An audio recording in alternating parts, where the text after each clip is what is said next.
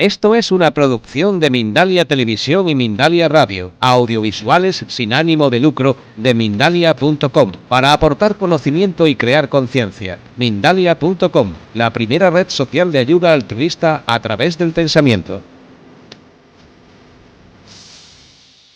Eso es paralelo. No, por Dios. Hola, buenas tardes. ¿Qué hace aquí todo el mundo? Yo digo, a ver si la gente se queda durmiendo la siesta y así también duermo yo un poco de siesta. Pero nada, soy insaciable. Bueno, después de esta hermosísima canción, que si alguien estaba dormido ya no ha despertado por completo, vamos a seguir compartiendo son las y 17, estaremos hasta las 7. Son las 5 y 17, hasta las 7 haremos el descanso de 20 minutos para que los que tenéis programada la visita a la casa la hagáis y podáis descansar también un poquito, sobre todo de mí. Vamos a dedicar la primera parte de esta hora y 45 minutos a concluir el tema de los círculos. Este tema tan potente e interesante que dejamos abierto esta mañana, que partimos de Taimás, de la protohistoria de la humanidad, de Lemuria, de la Atlántida, de la humanidad actual, de los Anunnakis, de los querubines caídos, en fin, esta cosa que todo el mundo sabe, que todo el mundo habla todos los días y que la televisión nos informa continuamente. Bien, círculo 2. Círculo 2. Hemos hablado que en el círculo 1 están esos querubines que pretenden ejercer como Dios sin dejar de ser ellos, y oye, y respeto absoluto a su proceso conciencial y evolutivo, en eso están, y bueno, pues allá ellos, y que lo disfruten. Junto con una serie de entidades extraterrestres y energías, y por aquí hay una persona, Araceli, que había pedido la palabra, y le voy a pedir que la tome en estos momentos, porque os decía, y algunos pusisteis cara rara, de que hay gente que ve a estos mosquitos energéticos, no vampiros. Lo de vampiros es demasiado mosquitos, son mosquitos, ¿no? Entonces Araceli quiere compartir algo al respecto. Araceli, vente aquí, ¿no? Vente aquí. O habla fuerte, como tú prefieras. Vente aquí, sí, porque... Un aplauso para Araceli.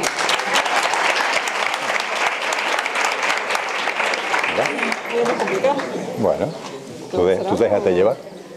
Tengo que... Lo que tú quieras, si tú tienes el micro. No, nada, ya está preparado. Bueno, yo solamente quería certificar acércatelo a la boca. Que es cierto que existe, yo los veo, me visitan de vez en cuando, siempre de noche. Y al principio pues lo pasaba bastante mal. Bueno, no que sea un caramelo, pero bueno. Pero he aprendido a controlarlo. Entonces, es cierto que se alimentan de todo lo negativo, sea miedo, sea ira, sea furia, y yo he aprendido a controlar el miedo. En el momento que los veo, los noto porque me tocan, pierdo el miedo. Y en el momento que no hay miedo, desaparece. En el momento que intento verle lo que es la cara, desaparece. O sea, dentro de que quieren aprovecharse de nuestra energía, pero ellos también tienen cierto miedo, no sé por qué, pero no dejan que se les vea. Yo he podido ver la figura, he sentido el contacto bastante fuerte, e incluso ahora después seguir sintiendo la presión en el cuerpo, pero perder el miedo, porque es lo que los alimenta. Miedo, todo lo que sea negativo, emociones negativas, es de lo que ellos se alimentan. Y eso era lo que quería certificar, que es cierto que sí. ¿Cómo lo sientes? Pues mira, estoy siempre durmiendo profundamente y de pronto me despierto. He llegado a ver una figura alta, con una capucha, y muchas veces me quedo un poco paralizada. Entonces en el momento que me siento paralizada ya sé que están ahí. Cuando he intentado verlos y me coge de lado, porque yo siempre duermo de un lado o de otro, no me han dejado que me vuelva. Pero en mi lucha he conseguido girar. En cuanto que empiezo, ¿quién eres? ¿Qué quieres? He llegado a ver la figura, pero en cuanto que ven que no hay miedo, se van. Al principio sí sentía miedo y no me podía liberar. Aprendí que lo que tenía era que perder el miedo, porque tengo muchas amigas y muchos amigos que se dedican a ser terapeutas, a los que piden consejo. Y me aconsejaban que perdiera el miedo. No es fácil, por supuesto, pero así es como se van. Una consulta, ¿cómo sabes que son esos seres y no otros seres? Yo que sé, guías, porque cercano a ti, no, que porque lo sientes. lo sientes. Sí, sí. Cuando es algo positivo, lo sientes. Yo voy sintiendo lo positivo y me gusta que esté, pero cuando es negativo no me gusta. Que no te daría miedo, Claro. A ver, sí, una preguntilla. Esa sensación que tú tienes, que son como negativos, ¿no? No. Bueno, sí. Ellos sí. Pero esas sensaciones, cuando tú pierdes el miedo y sigues sintiendo, ¿vale? Yo no veo, pero sí siento y huelo. Entonces, y no se marcha, y bueno, te dan como algún mensaje o algo. ¿Eso hay que desecharlos o...? A ver, cuando son los mosquitos, como los llama Emilia, no dan mensajes. A mí no me han dado ninguno nunca. Ah, vale. O sea, vienen porque yo al día siguiente me levanto más cansada, me lo noto. Entonces cuando son mensajes es diferente. Gracias. Nada. Muchas gracias. Nada. Gracias, Gracias a Araceli. ti. Qué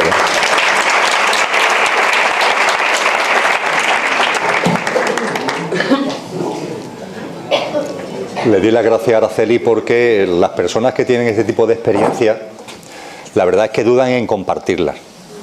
Bueno, pues porque en los parámetros que nos movemos del sota, caballo y rey, pues inmediatamente se le tilda de locura, fantasías, etcétera, etcétera. Sin embargo, hay bastantes personas que tienen este don. De la misma forma que hay personas que tienen el don de ver a la gente que está en tránsito, que tienen otras manifestaciones distintas de las que hablaremos cuando hablemos de la muerte. Dime. No, yo tengo también, desde pequeña tenía ese tipo de ataques, desde que tenía 4 años. No, a veces lo he visto, otras veces más bien lo he sentido porque a mí no solamente se me presentaban, sino que me tocaban, me hacían daño también físico. Pero sí descubrí que rezando se iban, nada más que rezar se iban. Y a veces nada más pronunciando la palabra Dios se van. Y ya se van espaciando en el tiempo, conforme yo voy trabajando en mi interior, pues se van espaciando. Los ataques a lo mejor si antes era una vez cada 6 meses, pues a lo mejor es una vez al año y suele ser cuando estoy muy nerviosa o me pillo una etapa baja de ánimo o lo que sea. Ahí pues viene un ataque, pero el último me pilló como fuerte, me pilló sin miedo. Y pensé, pues, bueno, ahí pensé en el Arcángel San Miguel. Y la verdad que nada más que pensar en él también se fue. Pero sí, un poco, científicamente he leído que le dicen el parálisis del sueño.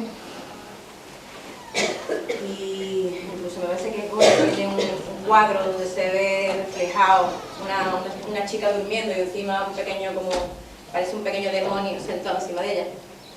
Una vez efectivamente se me presentó como un demonio, pero muy guapo, era muy guapísimo, pero guapo.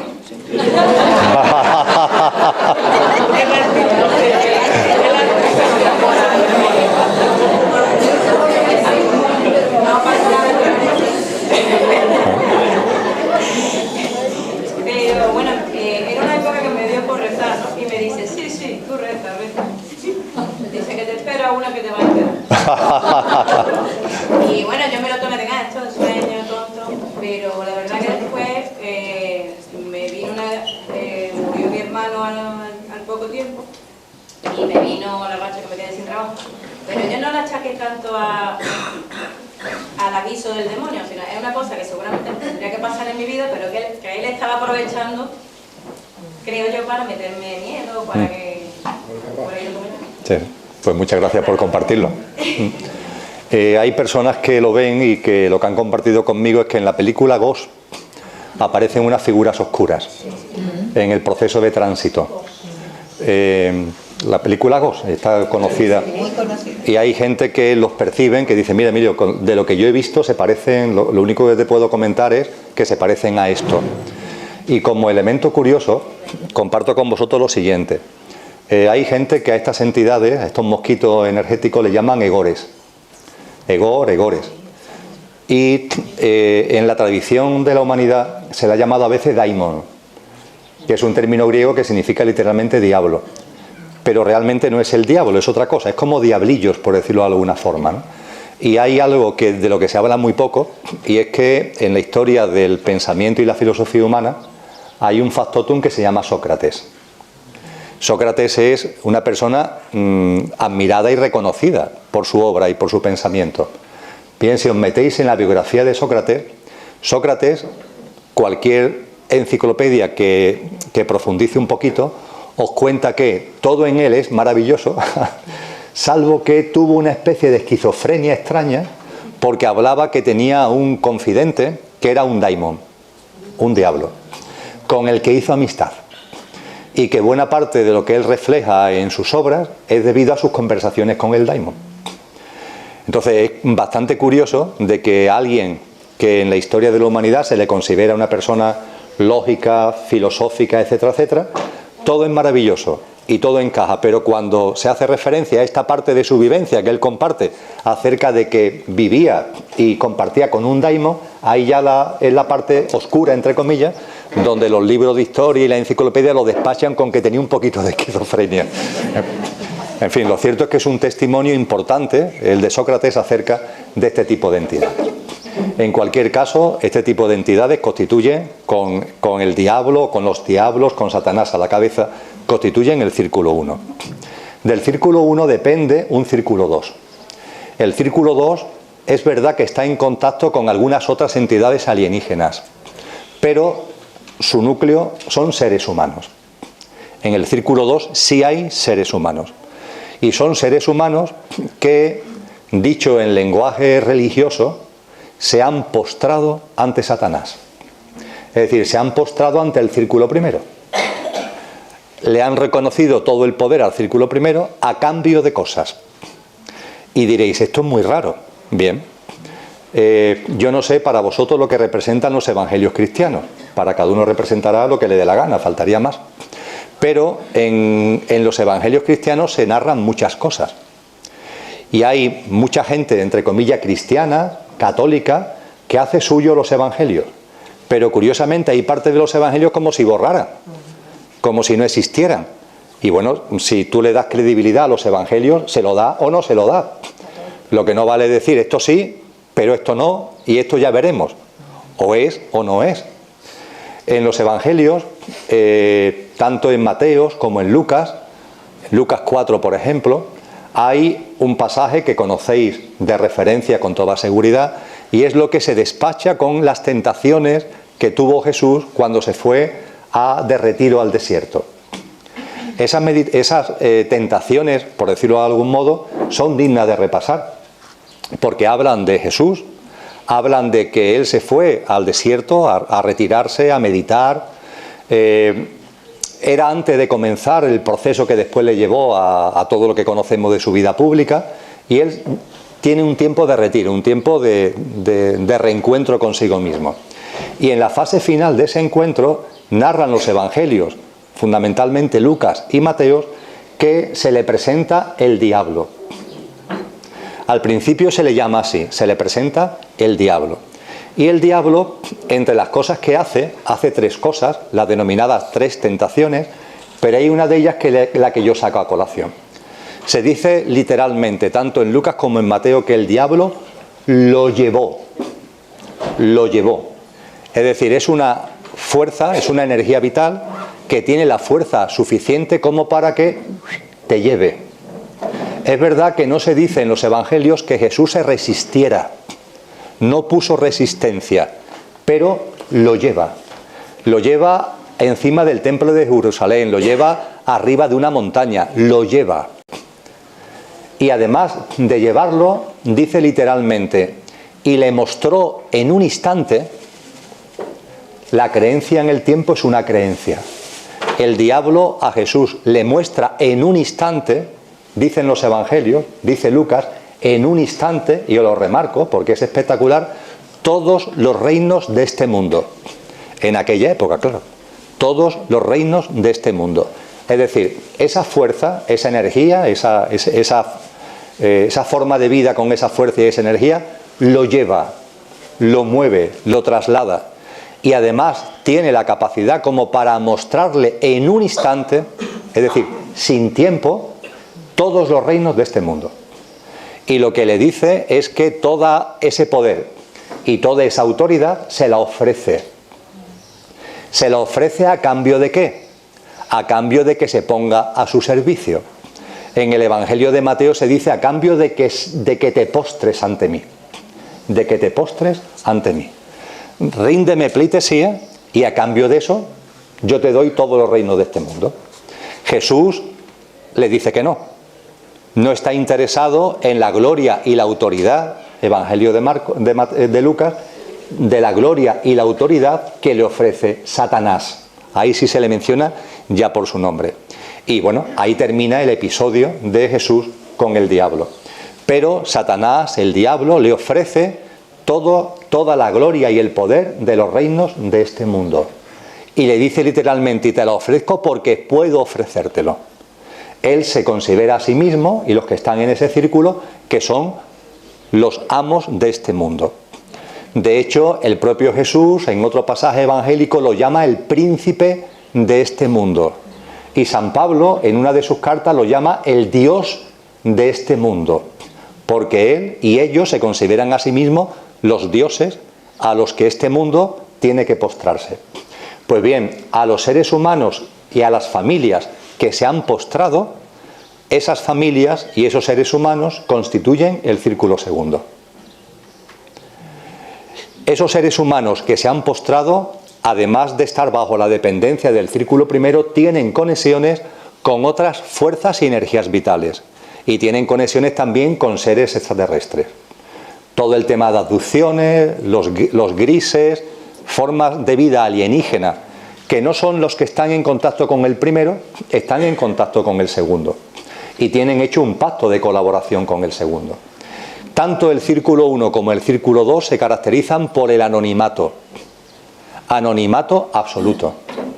Y la obsesión del círculo 1 y del círculo 2, fundamentalmente del círculo 1, es que se entienda que no existen. La obsesión de todo lo que es el círculo primero es que la gente crea que no existe. Dicen los evangelios cristianos que han confundido nuestra mente para tener el poder.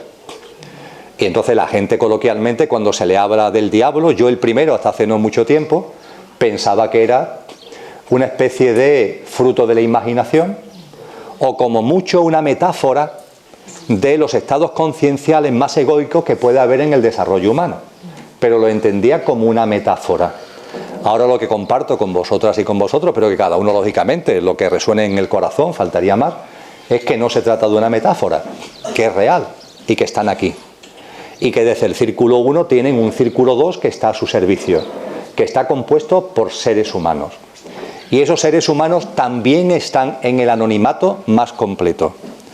Para mí ha tenido mucha repercusión el encontrarme con unas profecías que se conocen en internet como las profecías de Juan de Jerusalén, también llamado el ermitaño, también llamado el templario. En función de que se le llame el ermitaño o el templario, le dan épocas distintas en cuanto a la datación de las profecías. Por ejemplo, los que consideran que esas profecías se deben a Juan el templario, las fechan en el siglo XII, siglo XIII. Mientras los que se escoran para llamarlo el ermitaño creen que son del siglo XVII. En cualquier caso da igual, sea del siglo XII, XIII o del siglo XVII, da igual. Las profecías, la credibilidad que tienen es la que cada uno le quiere dar. Pero hay un elemento que para mí es muy significativo. Y es que yo puedo hacer profecías sobre lo que va a pasar. Y vosotros también. Pero las profecías que podemos hacer es en función, si son ficción, si es consecuencia de nuestra mente, esas profecías tienen que ver con lo que yo conozco. yo lo puedo extrapolar al futuro, en mayor magnitud o en menor magnitud, modificando su expansión o lo que sea, pero es la realidad que yo conozco. Sin embargo, estas profecías tienen en sí un valor añadido, y es que hablan de cosas que nunca han existido o nunca habían existido hasta ese momento en la historia de la humanidad. Con lo cual no es un tema que tú mentalmente, por la realidad que conoces, lo extrapoles y saques una serie de deducciones para el futuro. Me refiero en concreto a que estas profecías tienen dos grandes partes. La primera es una serie de profecías que están todas en internet, que comienzan diciendo: cuando comience el año 1000, que sigue al año 1000, cuando comience el año 1000, que sigue al año 1000, y te hace una profecía.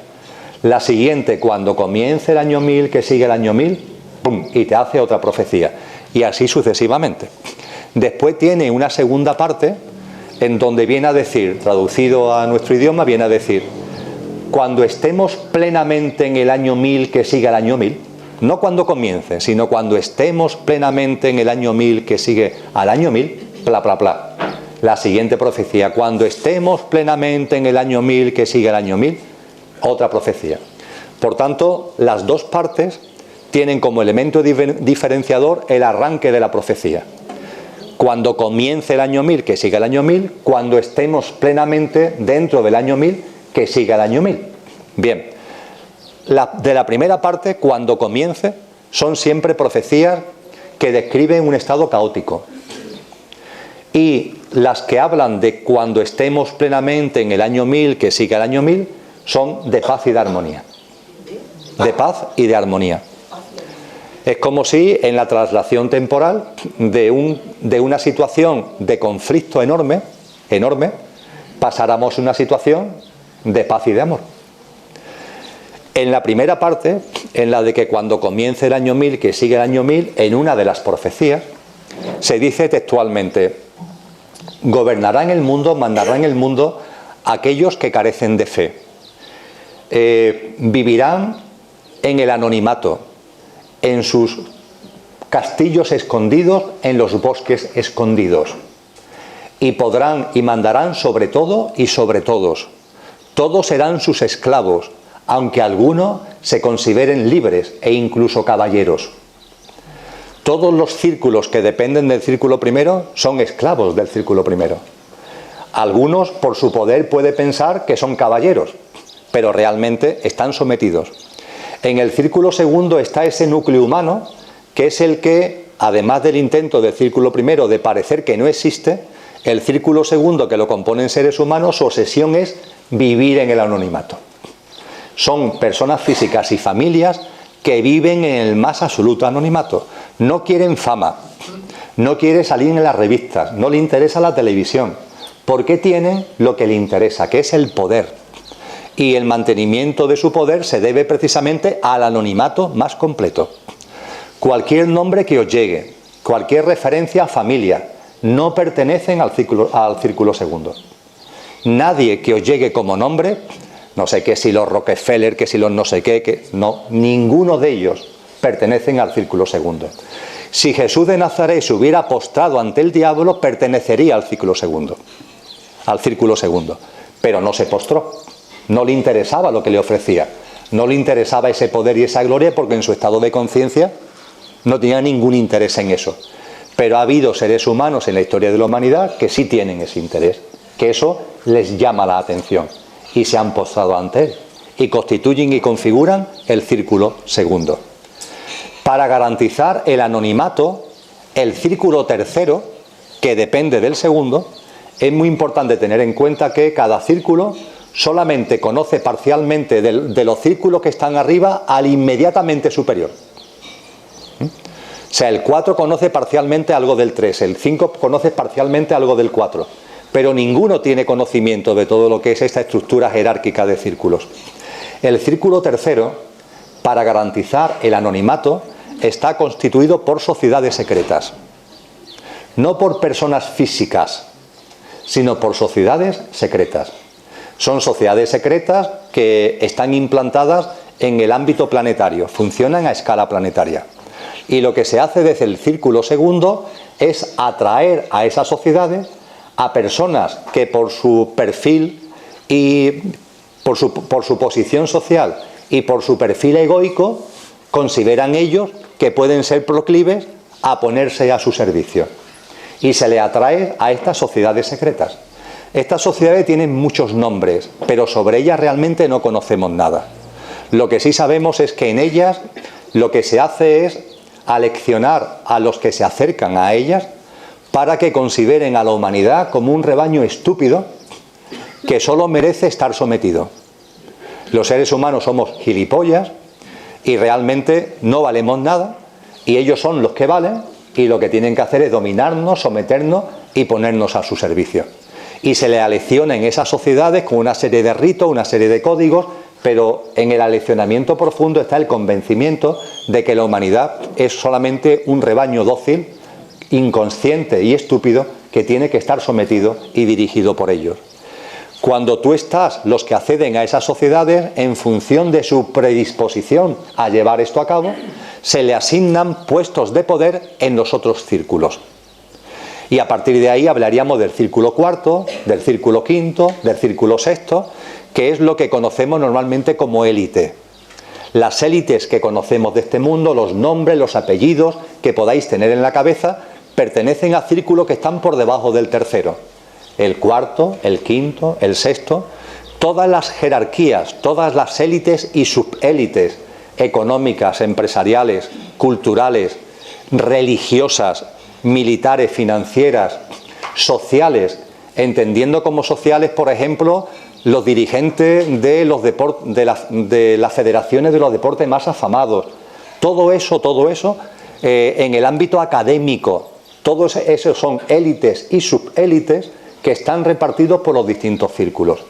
Y en esos distintos círculos también aparecen algún tipo de entidades y sociedades que no son secretas, sino que son discretas.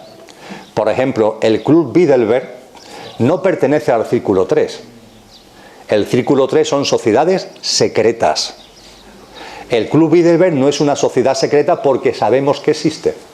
Pertenece al círculo cuarto, al círculo quinto, pero desde luego no pertenece a ninguno de los tres primeros círculos. Al final, todas esas élites y sus élites tienen un hilo conductor. El hilo conductor es una visión de la vida, una visión de la existencia, una visión de la vida y una visión de la existencia que es egoica. Dominio, poder, riqueza, fama, éxito, reconocimiento social, etcétera, etcétera, etcétera. Es a lo que aspiran los que van asumiendo posiciones en esa élite. En esa élite, además, como no pasen los filtros, no llegas a nada. Cada círculo tiene unos filtros para seleccionar a los que mandan, a los que dirigen, a los que ocupan puestos de poder. Y esos círculos son muy, muy potentes. Esos procesos de selección son muy potentes. Os pongo un ejemplo a escala personal, que no he entendido hasta mucho después, No se trata de, lo he dicho con relación a otro asunto, pero lo comento ahora con relación a este. No se trata de compartir mi vida, sino simplemente de compartir una experiencia. En el año 1991, ha llovido ya un poco, yo era un joven de 32 años. En esos momentos, por razones que no vienen al caso, yo era vicepresidente de la Diputación de Sevilla y vicesecretario general del PSOE de Sevilla. El PSOE de Sevilla, en la historia del PSOE, ha sido algo muy potente, en cuanto que en aquella época, por ejemplo, año 1991, el presidente del gobierno y el vicepresidente del gobierno eran del PSOE de Sevilla, Felipe González y Alfonso Guerra. Y el PSOE de Sevilla era, en militancia, en peso dentro de la organización política, enormemente fuerte. Y yo era vicesecretario general del PSOE de Sevilla por una serie de circunstancias. Y junto con otras personas del PSOE de Sevilla entendimos que ese lío en el que nos habíamos metido de renovadores, es decir, felipistas contra guerristas, era un auténtico disparate. A los que sois mayores como yo, este tema no os sonará raro. Había una confrontación dentro del PSOE. Y en la ejecutiva del PSOE estaba la presidenta del PSOE, que era Carmen Hermosín, felipista, entre comillas, renovadora. El secretario general del PSOE de Sevilla, Paco Moreno, que era guerrista. Y yo estaba como vicesecretario general, con los tirones de aquella situación tremenda. Y lo que decidimos una serie de personas fue romper aquella ejecutiva. Dimitimos. Y al dimitir, como éramos un número importante, aquella ejecutiva tuvo que disolverse y presentar un congreso para elegir una nueva ejecutiva. A ese congreso yo encabecé una lista como candidato a la Secretaría General del PSOE de Sevilla. Los renovadores, este es el mío. Es la hora a la que me despierto de la siesta. No hoy, claro. Estaba la candidatura que yo encabezaba a la Secretaría General, una candidatura felipista y una candidatura guerrista. Y las tres listas nos fuimos al Congreso. Adquirimos una fuerza como tercera vía tan fuerte que los guerristas y los felipistas tuvieron que pactar. Porque es que le ganábamos el Congreso. Y finalmente el Congreso no lo ganamos, pero estuvimos a punto. Es decir, sacamos un tanto por ciento de voto muy fuerte. Y de hecho estábamos convencidos de que eso era una victoria de futuro.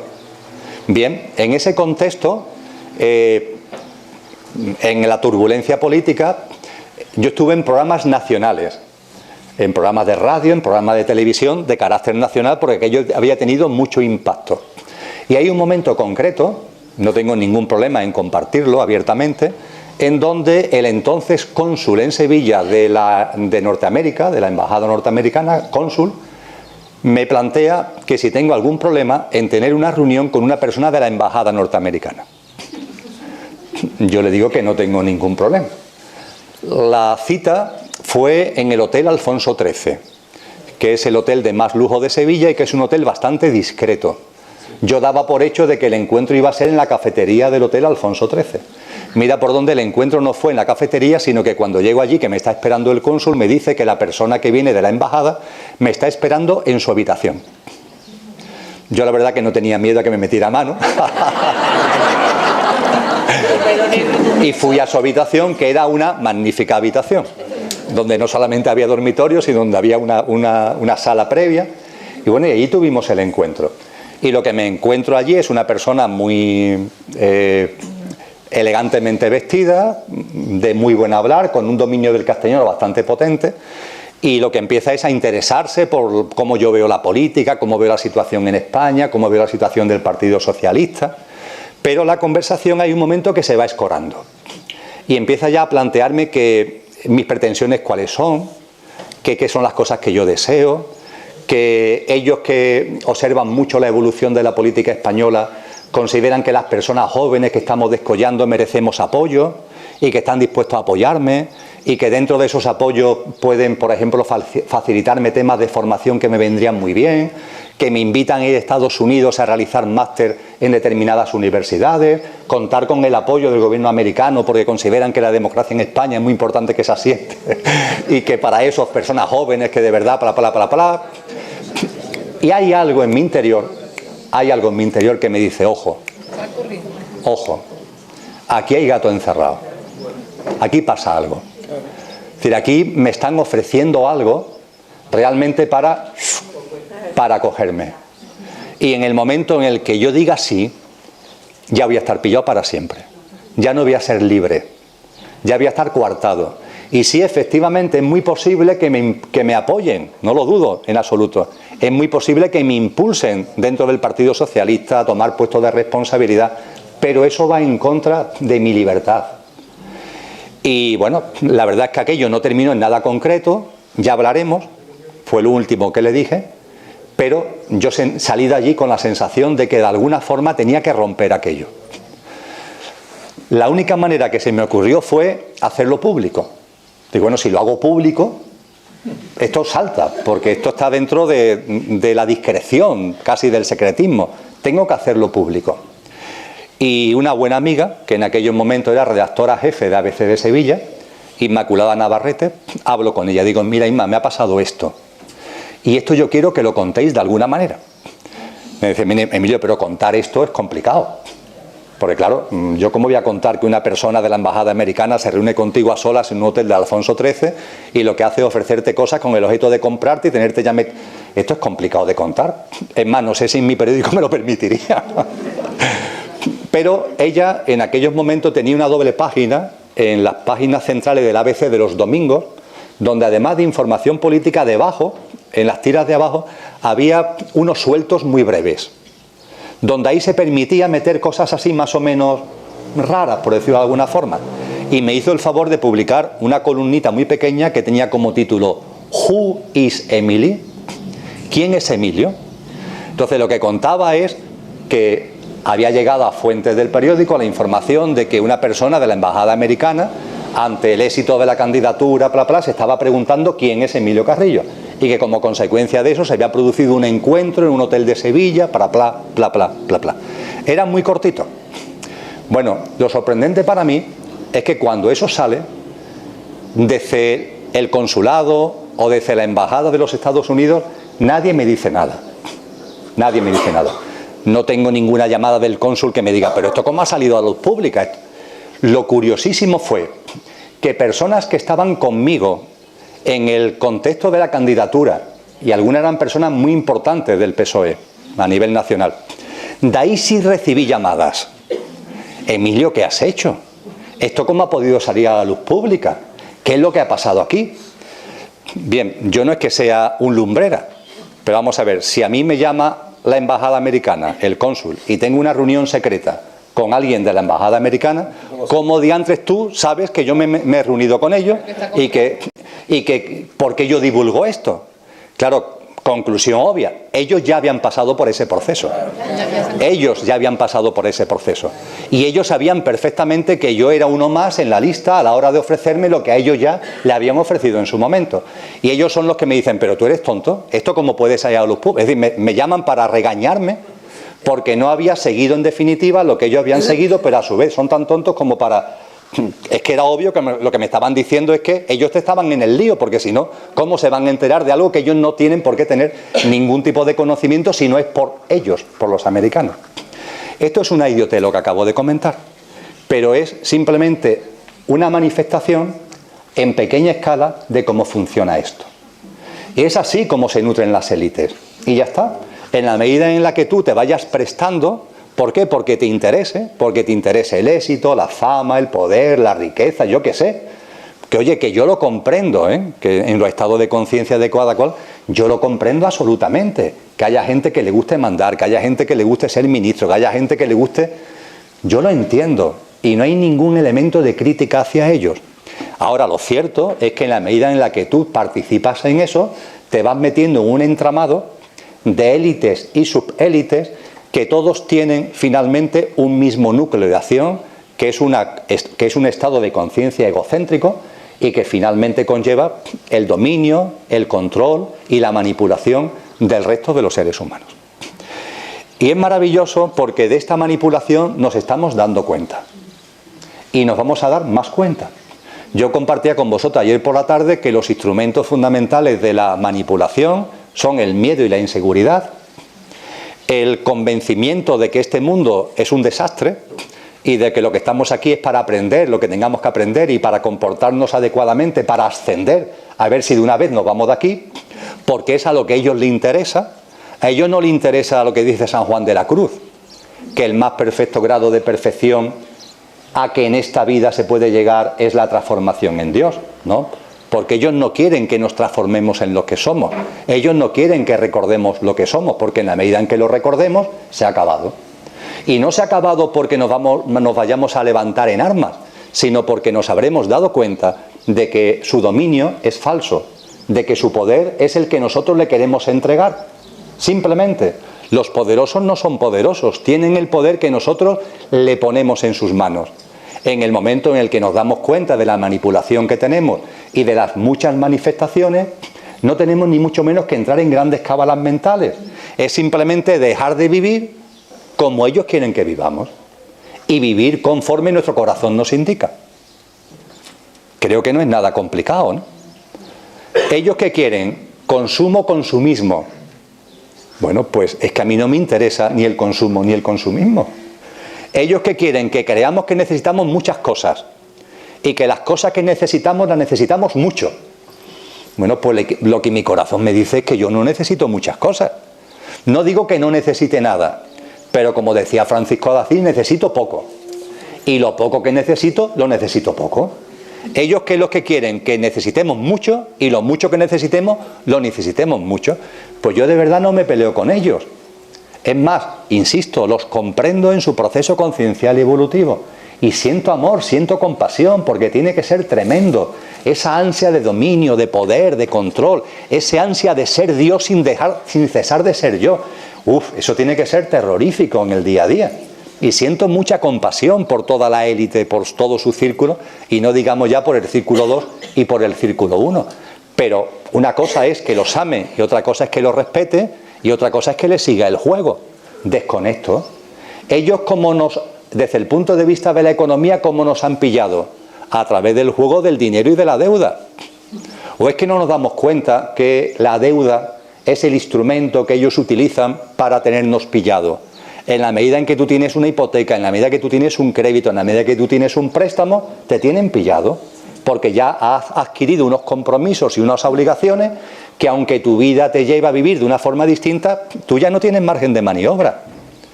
Y desde el punto de vista económico han metido en nuestras cabezas unos sistemas de creencias que cuando empiezas a verlo te hartas de reír. Cuando empiezas a verlo. Por ejemplo, el trabajo. La gente, bajo la influencia de ellos y fruto de nuestra propia inconsciencia, que es lo primero, hemos llegado a asumir que trabajar, casi me río al decirlo, es un derecho. Y de hecho las constituciones proclaman el derecho al trabajo. Y la gente normal y corriente consideran que efectivamente trabajar es un derecho. ¿Cómo que trabajar es un derecho? Hasta ahí puede llegar la confusión de nuestra mente. Hasta ahí podemos confundirnos en el corazón. Nadie de vosotros, yo tampoco, ningún ser humano ha encarnado para venderse como fuerza de trabajo. Ninguno.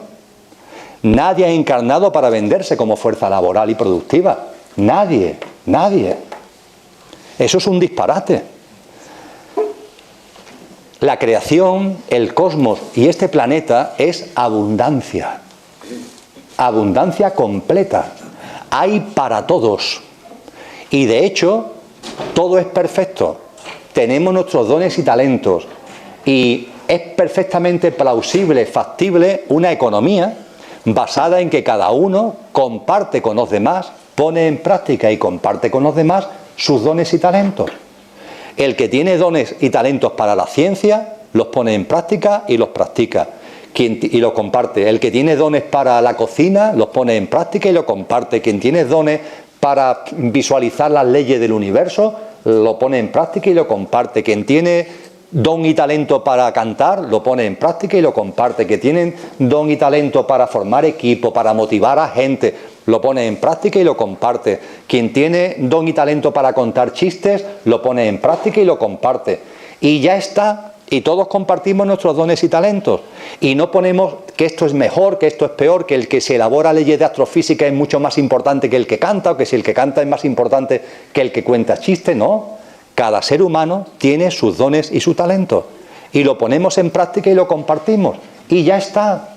Y eso, per se, genera en la abundancia que haya para todos. Tenemos una obsesión por lo economicista, por los productivistas. Se pone muy de manifiesto en la famosa parábola de la multiplicación de los panes y de los peces. Si leéis la parábola que está en los 4 evangelios, la pregunta del millón es ¿dónde está la multiplicación? Porque en ningún momento Cristo Jesús multiplica los 5 panes y 2 peces, que creo recordar, que aparecen en la parábola. No hay multiplicación ninguna. No es que alguien haga pla pla y los 5 panes se conviertan en 10.000 panes y los 2 peces se conviertan en 20.000 peces, ¿no? Los evangelios no dicen eso. Los evangelios lo que dicen es que hay un jovencito, un chico que tiene un cesto donde hay 5 panes y 2 peces. Imaginaros que el que tengo el cesto soy yo. y ha llegado la hora de la comida. Y entonces yo te lo doy a ti. Y ella mete la mano y coge los peces y los panes que considera oportuno para lo que necesita comer, para el hambre que tiene. Y ese mismo cesto se lo pasa a ella, y a él, y a ella, y a él. Y el cesto va pasando y todo el mundo va cogiendo del cesto aquello que necesita. Finalmente, cuando llega a aquella esquina, todo el mundo ha tenido para lo que ha querido comer. Y es más, como el ser humano normalmente coge un poquito más de lo que realmente necesita, cuando se levanta la muchedumbre hay panes y peces tirados por el suelo porque han sobrado. Porque el que más y el que menos ha cogido algo más de lo que después ha sido capaz de comer. Pero el milagro no es la multiplicación. El milagro es el compartir, que es totalmente distinto. No es que se multiplique, no, es que al compartir hay para todos. Porque esa es la realidad, cuando se comparte hay para todos. Nos están enseñando, nos han educado, nos han formateado en un paradigma que es la escasez. Pero ese paradigma es falso. Hay para todos. Eso sí, estamos en una sociedad, oye, y chapó, porque tiene su porqué y su sentido profundo para impulsar nuestro proceso conciencial y evolutivo. Estamos en una sociedad donde unos pocos, por su estado de conciencia, se han apropiado de los recursos del planeta y de la riqueza social. Ya está. Y como consecuencia de eso, hay escasez. Pero no porque haya escasez, sino que porque unos pocos se han apropiado de lo que es de todos. Al apropiarse de lo que es de todos, se genera una sensación de escasez que es falsa. Pero claro, la vivimos como consecuencia de que unos pocos han hecho suyo lo que es de todos. A partir de ahí, ¿qué es lo que te dicen? A partir de ahí ya es la ficha de dominó. La siguiente ficha de dominó. Tú tienes unas necesidades, las básicas y las artificiales que te crea el sistema. Necesidades reales y necesidades ficticias. Tú tienes necesidades. Y para cubrir esas necesidades necesitas unos ingresos. Y para tener esos ingresos necesitas un trabajo. Luego tienes que trabajar para obtener unos ingresos que te permitan financiar la satisfacción de tus necesidades.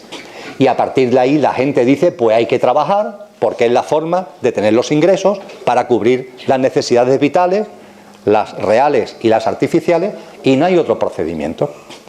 Como además ellos consiguen que el trabajo sea un bien escaso, es decir, que no haya trabajo para todo el mundo, de esa forma ya se completa la estrategia. Tú tienes la obligación de trabajar porque es la única manera de obtener unos ingresos que te permitan cubrir tus necesidades. Pero es la única manera de obtener unos ingresos que te permitan cubrir tus necesidades porque ellos se han apropiado de la riqueza de todos. A partir de ahí tú quieres trabajar y como el trabajo es escaso, tú sientes que tener un trabajo es una especie de privilegio. Y de esa manera lo que es una obligación se le da la vuelta al calcetín y se considera un derecho. Y hoy cualquier persona se considera un privilegiado por trabajar. Pero trabajar no es un privilegio, trabajar no es un derecho, trabajar es una obligación impuesta por un sistema que es radicalmente injusto y donde unos pocos se han apropiado y acumulan la riqueza de todos. El esclavo integral es aquel que se autoexplota a sí mismo. Y hoy en el planeta hay muchos hay muchos esclavos integrales. Siempre ha habido esclavos. Hoy estamos en una fase de la historia de la humanidad donde esa élite ha completado su dominio. Nunca antes habían dominado de verdad el planeta. En la intensidad y en la globalidad que lo dominan ahora. Nunca hasta ahora. Hoy día sí. Hoy día esa élite, debido a las tecnologías, a la revolución científica, a la globalización, etcétera, etcétera, sí dominan el planeta entero. Y esa élite en su dominio del planeta tiene a su merced a muchísima gente que es esclava integral. La esclavitud en una nueva generación, 1G, 2G, 3G, 4G, es la nueva generación de esclavos. Ya no se necesitan látigos, ya no se necesitan gente que está encima tuya para amenazarte si no haces lo que tienes que hacer. Siempre ha habido esclavos en la historia de la humanidad. El pueblo israelita, por ejemplo, estuvo en esclavitud en Egipto, que Moisés los libra con la famosa escena esta, que el faraón sale detrás por el Mar Rojo. Estuvieron mucho tiempo de esclavos en Egipto, pero ellos sabían que eran esclavos. No tenían otro remedio, por la fuerza de la violencia, con la amenaza de muerte, tenían que ejercer su papel de esclavos, pero se sabían esclavos. En el Imperio Romano había esclavos, estaban los patricios, pero estaban también los esclavos, y los esclavos eran esclavos, pero se sabían esclavos. En el siglo XIX, en las plantaciones norteamericanas, la población de color era esclava, pero sabían que eran esclavos. No tenían otro remedio, los mataban, si querían huir iban detrás de ellos y los colgaban, pero sabían que eran esclavos. Hoy la esclavitud ha llegado a una nueva dimensión. La esclavitud, lo dice muy bien el sociólogo polaco Zygmunt Bauman, Premio Príncipe de Asturias del año 2010, se caracteriza en primer lugar porque nos hemos convertido en una raza de deudores. Los ciudadanos, las familias, las empresas y los estados deben dinero, muchísimo dinero. Un dato: si cogiéramos todo el dinero que hay en el mundo, en todos los billetes, euros, dólares, yenes, libras esterlinas, y lo metiéramos en esta sala, con todo el dinero que hay en el mundo no hay dinero suficiente para pagar la deuda que tienen los estados. Lo repito, con todo el dinero que hay en el mundo no hay dinero suficiente para pagar lo que deben los estados. Hoy día, si sumamos lo que todos debemos, ciudadanos, empresas y estados, la cifra es de 200 billones de euros. 3 veces más que la economía mundial. 3 veces más de lo que mueve la economía mundial en un año. Es algo simplemente impagable. Es un desbarajuste absoluto. Y lo que pone de manifiesto es el enorme nivel de deuda. Esa raza de deudores, el crédito, el préstamo, es la fórmula mágica que han encontrado ellos para tener a la gente coartada. A la gente, a las empresas y a los estados. El Estado español debe más de 1 billón de euros, que es la cifra de nuestra economía en un año. Ese billón de euros genera además intereses cada año. No hay dinero posible para pagar esa deuda.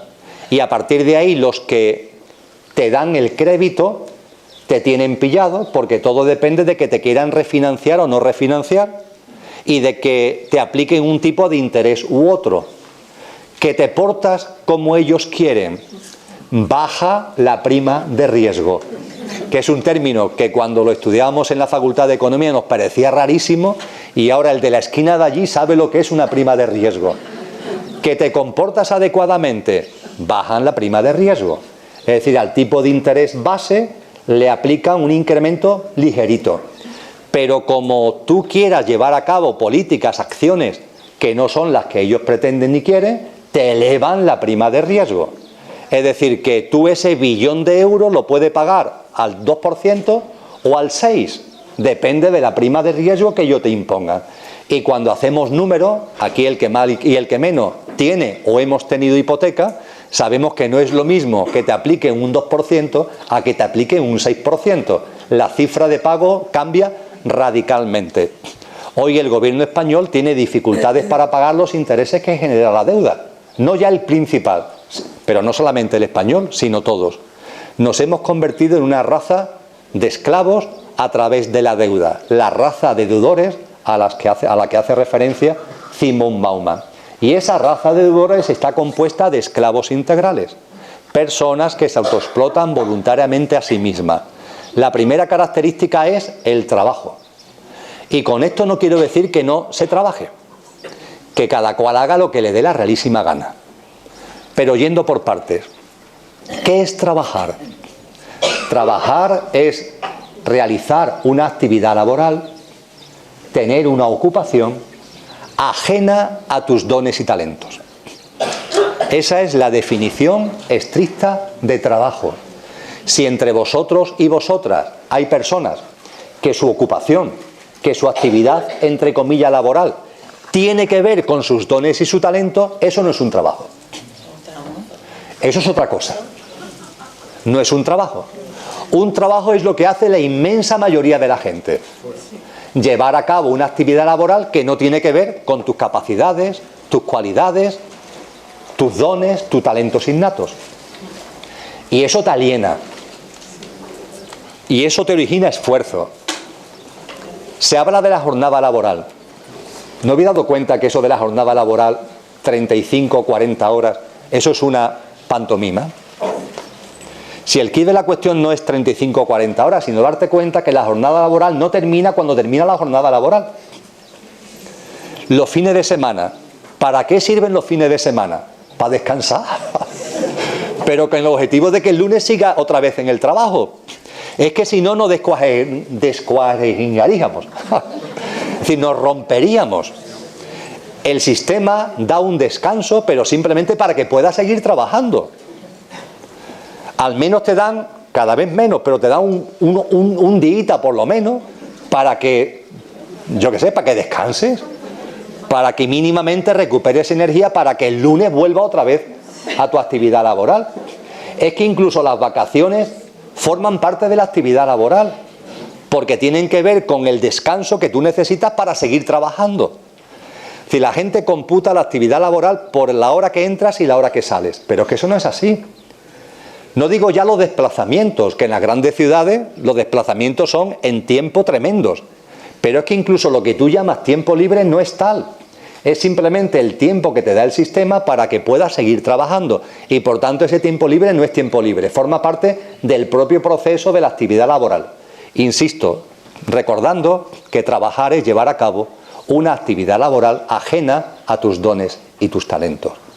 Y cuando llego a este punto me gusta decir que lo importante no es que trabajes o que no trabajes. Hay que respetar los procesos concienciales de todo el mundo. Y hay multitud de gente que puede sentir que es que no tiene otro remedio. Perfecto. Yo no voy a entrar a discutir ni conmigo mismo, que por cierto trabajo, ni voy a empezar a discutir con los demás si sí, que si no, no. Lo único que digo es que vale, si el quid de la cuestión no estás en que trabajes o no trabajes, sino que si trabajas, primero, recuerdes que no es un derecho, sino una obligación, primero, y segundo, que eso no te haga olvidar tus dones y talentos. Que no te lo haga olvidar. Que busques en ese tiempo libre que te da el sistema, busques el margen de maniobra para poner en práctica tus dones y talentos. Que no esperemos, como le pasa a tanta gente, a la jubilación. Porque en la jubilación, si hay muchas personas que me dicen, Emilio, ahora yo sí puedo llevar a cabo lo que realmente siento. Y ahora estoy, y le da a la gente por 1000 cosas, bricolaje, pintura, yo qué sé, a cada cual conforme a lo que tiene por dentro.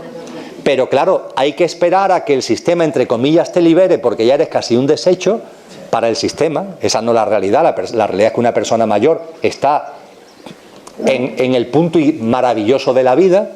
De los muchos desbarajustes que tiene el sistema es precisamente ignorar a las personas mayores, porque es lo que le interesa al sistema, que la experiencia de las personas mayores no cale en la sociedad, porque si las personas mayores hablaran, las cosas serían distintas. Si las personas mayores, no con 30, 40, 50, sino las que tienen 60, 70, 80, pudieran compartir, este mundo sería muy distinto.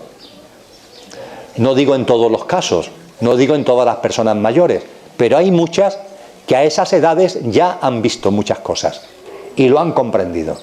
Pero no se quiere, esa experiencia no se valora. Hoy día, ¿qué es lo que se pretende? Bueno, que esa experiencia se diluya, ¿no?, desde el punto de vista de la riqueza social que representa. Pero como estaba compartiendo, el quid de la cuestión no está en que trabajes o no trabajes, sino que si consideras necesario trabajar, porque no hay otro procedimiento para obtener los ingresos que te permiten financiar la cobertura de las necesidades básicas o artificiales que tienes, si trabajas por todo eso, no olvides, por favor, que es una obligación impuesta por un sistema que se apropia de los recursos que son de todos. Y además de no olvidar que es una obligación, en paralelo, no olvidar tampoco los dones y talentos que tienes y buscar el procedimiento y la forma de ponerlos en práctica. Desde el Círculo 1 se ha puesto en marcha un sistema socioeconómico que es un huracán de magnitud creciente. Que nadie espere que este huracán mengüe. El huracán está desatado y es de magnitud creciente. Es decir, va a más inexorablemente. De corazón a corazón, hay mucha gente que cree que las crisis que vivimos, porque no vivimos una crisis, vivimos muchas crisis. Hay mucha gente que cree que la crisis sistémica, se llama crisis sistémica a la crisis que se da en muchos ámbitos y con mucha fuerza, cree que la crisis sistémica es la manifestación del fracaso del sistema. Los del círculo 2 y el círculo 1 se hartan de reír de eso. La crisis sistémica no es la manifestación del fracaso del sistema, es la manifestación del éxito del sistema. Porque ellos lo que quieren precisamente es que vivamos en medio de una crisis sistémica, donde todo esté en crisis. Y ante esa crisis cunda el desconcierto, cunda el desánimo, cunda el miedo y la inseguridad. Y ese es el caldo de cultivo perfecto para su manipulación. Hay crisis financiera. He hecho referencia a los volúmenes de deudas. Hay crisis humanitaria. Millones de personas desplazadas como consecuencia del hambre, como consecuencia de las guerras. Solo por las guerras hay actualmente 50 millones de desplazados en el mundo, como consecuencia de la superpoblación. Están desapareciendo comunidades y culturas enteras debido a esta diáspora, a estos desplazados y a estos refugiados que van de una parte a otra del mundo. Hay una tremenda crisis humanitaria, hay una tremenda crisis alimentaria, que además es absolutamente paradójica. Casi 1.000 millones de seres humanos pasan hambre, pero es que 3 millones de seres humanos mueren cada año por obesidad. Y entre todos generamos 15.000 millones de toneladas de basura, mientras que 1.000 millones de seres humanos están muriéndose de hambre. ¿Qué es esto? ¿Qué contrasentido es este tan tremendo? Y 3 millones de personas muriéndose de obesidad al año. Crisis económico-financiera, crisis alimentaria, crisis humanitaria. Coincidiréis conmigo que hay una crisis social.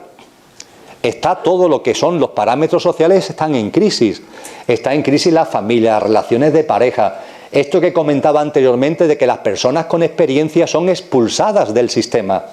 Se les jubila, se les hacen planes de regulación, no se le quieren puestos de jefatura y en cuanto que se jubilan son ceros a la izquierda, que no tienen nada que aportar, lo cual es radicalmente falso, porque es cuando más tienen que aportar, porque tienen la experiencia vital, tienen la experiencia y el conocimiento adquirido. Estos son manifestaciones de la crisis social, las relaciones entre padres y hijos, todo está en plena crisis, en plena turbulencia. Pero es que también hay crisis ecológica, y tanto que hay crisis ecológica. La humanidad ha llegado a un punto en el que estamos poniendo en solfa nuestro ecosistema de supervivencia. Y nos engañan cuando nos dicen que estamos poniendo en solfa la vida en el planeta. Eso no es verdad. Este planeta ha pasado en sus 4.000 y pico de millones de años de historia, ha pasado por todo. Y no va a pasar nada por mucho que nosotros hagamos. El planeta va a seguir viviendo. Hay por ahí un documental película que se llama Citizens, donde nos narran qué es lo que pasaría si en un momento determinado, la película no entra en el porqué, todos los seres humanos murieran. Todos a la vez. ¡Plá! El quid de la película no está en el porqué, sino que todos morimos. Y la película comienza con lo que pasaría. Es decir, por ejemplo, habría multitud de accidentes de tráfico. Y desde la puerta de Brandenburgo en Berlín hasta Trafalgar Square en Londres se ven en la película los coches chocando, los peatones cayéndose al suelo, porque todos hemos muerto de golpe. Ahí comienza la película documental. ¿Qué es lo que pasaría a partir de ese momento? Todos los seres humanos muertos. Se acabó la humanidad. ¿Qué es lo que pasaría al planeta? La película te pone de manifiesto que hay una bomba de relojería, que son las centrales nucleares. Las centrales nucleares tienen residuos radiactivos que no se activan porque están en agua congelada. Pero el agua congelada de los reactores nucleares está congelada porque la electricidad la congela. A través de la electricidad hay cámaras frigoríficas, vamos a llamarla así, que congela ese agua, la enfría para que los residuos radiactivos no se activen. ¿Cuánto tiempo se mantendrían en funcionamiento las centrales eléctricas si la mano del ser humano no actúa? Aproximadamente 3 meses. A los 3 meses las centrales eléctricas dejan de funcionar. Al dejar de funcionar las centrales eléctricas, a las centrales nucleares no les llega la energía suficiente como para mantener fría el agua. Con lo que el agua ya no está fría y los residuos radiactivos se van calentando y se van activando. Y hay un momento concreto en el que las centrales nucleares empiezan a explotar como si fueran bombas atómicas. La película te pone las centrales nucleares que hay en el planeta. En aquel momento, cuando hacen el documental, unas 70. Casi todas en el hemisferio norte. Y esas centrales nucleares empiezan a explotar. Como consecuencia de que empiezan a explotar, hay formas de vida que desaparecen. Ya no el ser humano, que ya no está, sino otras formas de vida. Y hay migraciones masivas. Hay especies de animales que del hemisferio norte, donde la reactividad es enorme, empiezan a emigrar al hemisferio sur. Y hay especies de animales que en ese contexto se reproducen como nunca. Por ejemplo, las cucarachas. A partir de ahí va pasando el tiempo y en la película te van dando el marcaje del tiempo. 1 año, 2 años, 5 años, 10 años. Bueno, imaginaros, las hierbas empiezan a crecer por las calles. Los edificios se empiezan a deteriorar. Con el paso del tiempo, 100 años, los edificios empiezan a caerse. Las carreteras desaparecen porque la vegetación se va comiendo las carreteras. Te dicen que a los 185 años la Torre Eiffel, por el no mantenimiento, por el oxidamiento, se derrumba. Y van cayendo todos los edificios. Hay un momento determinado en el que ya a los 5.000, 10.000 años, no recuerdo bien, las pirámides también se vienen abajo. Y te dice la película que de lo que se mantendría más tiempo el pie es el soporte de la Estatua de la Libertad. No la Estatua de la Libertad, que también se cae, sino el soporte, el pedestal tan enorme que tiene, que está hecho de no sé qué, que hace que aguante mucho tiempo. Pero hay un momento determinado que también se cae. Conforme va pasando el tiempo, todo se va cayendo. Y la vegetación va entrando en las ciudades, en las carreteras. Y la mano del hombre va borrándose. La mano del ser humano va borrándose de la faz de la Tierra. ¿En qué momento, si llegara un extraterrestre a este planeta que no hubiera estado nunca, al llegar aquí no encontraría por ningún sitio restos del ser humano?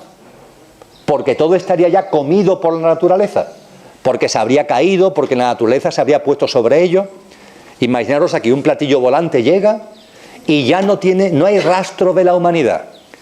¿Cuánto tiempo ha tenido que pasar desde la muerte de la humanidad hasta ese momento en el que ya no hay vestigio de la humanidad, salvo que empieces a escarbar, para entendernos? 25.000 añitos. 25.000 años. Nada. Absolutamente nada. Y este planeta seguiría su vida y seguiría su ritmo con independencia de que no estemos los seres humanos. Y a la vida en el planeta Tierra no le pasa nada. Nosotros nos consideramos que somos el no sé qué, pero este planeta tiene 4.000 millones de años. Ha tenido cataclismos de todo tipo, ha tenido glaciaciones, efectos invernaderos en multitud de ocasiones y sigue vivo. El problema, la crisis ecológica, no tiene que ver con la supervivencia de la madre tierra, tiene que ver con la supervivencia de nuestro hábitat, el hábitat de supervivencia de la humanidad. Eso sí, fijaros qué disparate, de que debido a la mano del ser humano desaparecen 10.000 especies al año, que es 50.000 veces más que la tasa normal de extinción. Siempre han desaparecido especies y seguirán desapareciendo especies, pero debido a la mano del ser humano desaparecen 50.000 veces más al año de las que deberían desaparecer. Es tremendo. Cuando todo esto lo vamos poniendo sobre el tapete, lo que nos encontramos es una crisis sistémica que afecta a todo. A lo alimentario, a lo humanitario, a lo económico, a lo ecológico, a lo social, afecta a todo. Pues bien, esta crisis sistémica no es manifestación del fracaso, es manifestación del éxito. Desde el núcleo 1 y desde el núcleo 2 se provoca todo esto. Es su forma de dominio, es su forma de control. Diréis, pero esto es un desbarajuste, esto es un desconcierto. Es que ellos lo que quieren precisamente es que esto sea un desbarajuste y un desconcierto, porque es el caldo de cultivo perfecto para seguir manteniendo su dominio. Los seres humanos que andan en el sota, caballo y rey de lo material están desconcertados. Lo que cunde es el desconcierto, lo que cunde es el miedo. Ellos son maestros en provocar miedo y saben muy bien cómo el miedo y la inseguridad actúa en los seres humanos y actúa en la sociedad. Y a partir de ahí provocan el miedo. Me lo comentaba una persona de aquí, de la casa de Pepe Bravo. Las banderas falsas. Las banderas falsas. Provocar actos de violencia que lo hacen ellos, pero con la bandera de otros. No nos damos cuenta, por ejemplo, en la dinámica Europa, el mundo árabe, que esto está provocado. ¿Qué esmero se ha tenido para machacar al mundo árabe? ¿Y cuánto tiempo se lleva machacando al mundo árabe? ¿Con qué objetivo? Con el objetivo de que en el mundo árabe, como en el mundo chino, como en el mundo europeo, como en el mundo norteamericano, hay personas que por su estado de conciencia, ante el machaque, ¿qué es lo que van a decir? Venganza. Hay personas que en ese estado de conciencia, ante el machaque, llega allí uno como yo y le dice, no, esto forma parte de la realidad que estáis creando. Tiene su sentido profundo. No os pongáis violentos. Entender que todo es perfecto. Entender que esto tiene que ver con vuestro proceso conciencial evolutivo. Bueno, claro, me cogen y me ahorcan del primer palo que encuentren. Porque en su estado de conciencia, cuando han nacido en un contexto y llevan mucho tiempo viviendo en un contexto de machaque, donde le han matado hermanos, donde le han matado padres, donde le han matado hijos, hay personas que en su estado de conciencia, cuando alguien le dice que todo tiene su sentido profundo, su por qué y su para qué, pues te cuelgan. Y ellos lo que quieren es venganza. Están resentidos y lo que se mueve en su interior es violencia e ira. Los que mandan, la élite, ¿qué es lo que hace? Que a esta gente le facilita armas. ¿O es que creemos que de dónde sacan esta gente las armas? Vamos, que yo sepa, en esos países no es fábrica de armamento. Los armamentos vienen de otro sitio y se lo proporciona a determinada gente. Y esa gente ahora con ese armamento se vienen aquí y empiezan a poner bombas. Y claro, en el mundo europeo también hay gente que por su estado de conciencia dicen venganza. Y ellos están manipulando lo uno y lo otro. Y lo único que quieren con eso, ¿qué es? Crear miedo, inseguridad e incertidumbre. A mí, que me gusta mucho la cerveza y que me gusta ir a Bruselas, a Bélgica, y en particular a Bruselas y a Gante, a tomar cerveza, porque soy mundano espiritual, os lo recuerdo. Ahora mis amigos me dicen que ellos no van a Bélgica. ¿Por qué no vamos a ir a Bélgica? Porque allí ponen bombas. Vamos a ver. Si te llega el momento es porque tú lo has decidido. ¿Cómo que tú a decidirlo? Pues sí, es porque tú lo has decidido. En fin, que no quieren ir a Bélgica. ¿Por qué? Porque tienen miedo. Pero es que es ridículo que yo no vaya a tomar una cerveza, no vaya a organizar un viaje, una vacación a Bélgica, porque tienen miedo. ¿Hasta ahí estamos llegando? Pues sí, la gente tiene miedo. La gente no quiere ir a ver las pirámides porque tiene miedo que los vuelen. Pero eso lo que pone de manifiesto ya no es el tema de Egipto o de Bélgica, es que hay miedo en la vida. Y ese miedo es el que ellos utilizan avezadamente. Tienen una gran capacidad para utilizar el miedo. Y ante todo esto, y concluyo, lo único importante es darte cuenta de lo que está ocurriendo. Darte cuenta de la manipulación que el sistema tiene. ¿Te das cuenta? Y no te ofuscas, ni te frustras, ni te empieza a dar contra la pared, ni te obsesionas. Porque hay gente que con esto de los Anunnakis y demás cogen unas obsesiones. Oye, ya está, ya tienes la información, ya está. No sé, entras, ¿qué tiempo va a hacer en Alozaina el fin de semana? Entras en internet y te ponen la previsión climatológica. Ya está. No te obsesiones. Pues no, porque debería hacer sol. Porque... A ver, ¿no has visto ya que la previsión es que va a haber nubes? Pues ya está. ¿Que va a llover? Pues ya está. No te obsesiones más. Cuando se tiene esta información, hay personas que se obsesionan. Y la obsesión también forma parte de la manipulación, porque te quedas pillado. Lo importante que es, te das cuenta. Y a partir de que te das cuenta, desde el amor. Porque ahí está el quid de la cuestión, en el amor. Mirad, si no hubiera sido por la manipulación genética de hace 200.000 años, el prehomínido se hubiera transformado en homínido. En su proceso evolutivo se hubiera transformado en homínido él solo, sin necesidad de una manipulación genética. Pero Los cálculos es que hubieran tardado 1 millón o 1,5 millones de años. Y sin embargo, aquello fue isofacto. Con lo cual, debido a la interferencia Anunnaki, la evolución del prehomínido al homínido, ellos lo hicieron por lo que lo hicieron, no por hacer un favor a nadie. Pero debido a eso, la evolución fue inmediata en lo que todavía le quedaba 1,5 millones de años. En paralelo, debido a la presencia de los querubines caídos, a Anunnakis, a extraterrestres, a energías como las que hemos comentado, los seres humanos que se han postrado ante el primer círculo, debido a todo eso, hemos generado, o han generado, pero nos metemos todo, sufrimiento, dolor, violencia. Todo eso se podría haber evitado en un proceso natural de evolución, sin interferencias. Pero lo que no es menos cierto es que, si no hubiera habido esa interferencia, la evolución consciencial del ser humano, al punto donde hemos llegado, hubiera durado al menos otro 1,5 millones de años. Y sin embargo, debido a lo que se ha generado, en 200.000 años esto lo hemos liquidado. Porque ya está hecho además. Y no se trata de generar falsas esperanzas. Ya está hecho. Ya tenemos masa conciencial en estos momentos en la humanidad. Lo que pasa es que esa masa conciencial no sale en los telediarios. Los telediarios, los medios de comunicación, están dirigidos a crear mensajes y desinformaciones que generen miedo. Ya está. No cuentan el amor de la casa de Pepe Bravo, ni de no sé dónde, ni de no sé qué. ¿Qué es lo que te cuentan? La cantidad de cosas que pasan en el mundo negativas. Pero es que en tu casa, en tu barrio, en tu ciudad, en tu país y en tu planeta ocurren 1000 cosas más de amor que las que te cuentan los telediarios, pero no aparecen en los telediarios. Con eso lo que intentan es que la gente normal y corriente crean que esto es un desastre. Y es verdad que ellos hacen todo lo posible para que lo sean, y la crisis sistémica que he comentado es una buena manifestación al respecto.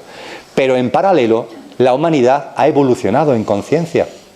Y hoy día, para muchas personas, la cooperación, la solidaridad, el compartir, el amor, forma parte de nuestras vidas. Pero para muchísima gente, gente totalmente anónima, gente sencilla, gente que vive en parajes que desde el punto de vista de la mente consideramos que son parajes subdesarrollados, donde casi no se puede vivir. Ahí hay mucho amor, ahí hay mucha cooperación. Vida muy sencilla, pero muy amorosa.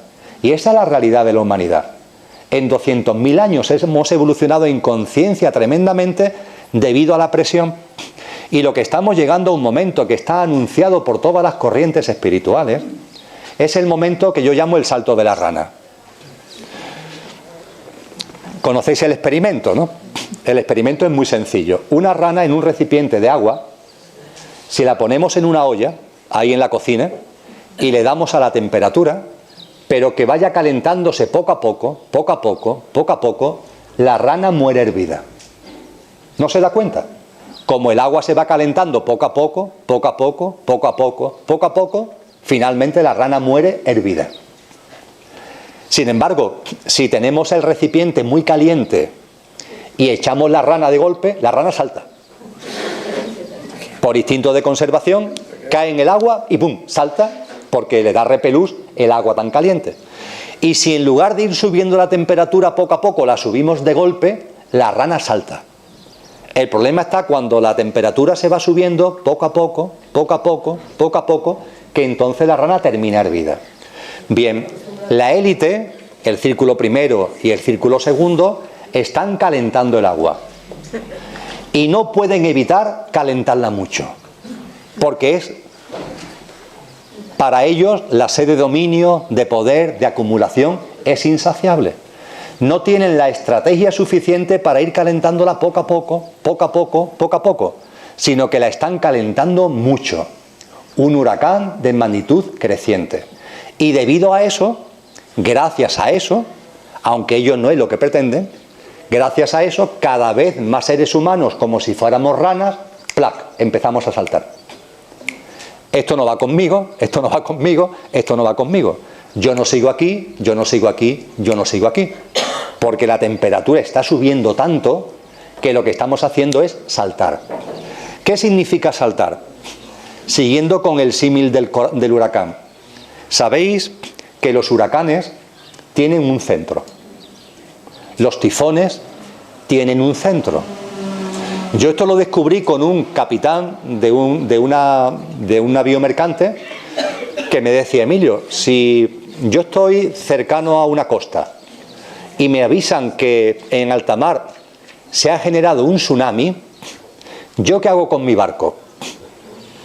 Y yo, claro, que de marino mercante no tengo nada, aunque mi padre trabajó en los astilleros de Sevilla, pero no tengo nada de marino mercante. Digo, bueno, pues lo lógico es que lo más rápido posible a tu barco lo lleves a puerto, a un puerto seguro. Me dice: Emilio, eso es una gilipollez, porque cuando llegue la ola del tsunami, el barco que tengo en el puerto, la ola del tsunami lo va a mandar a no sé dónde. ¿De qué me sirve poner el barco en el puerto? El tsunami se lo va a llevar por delante. Dice: no, un buen capitán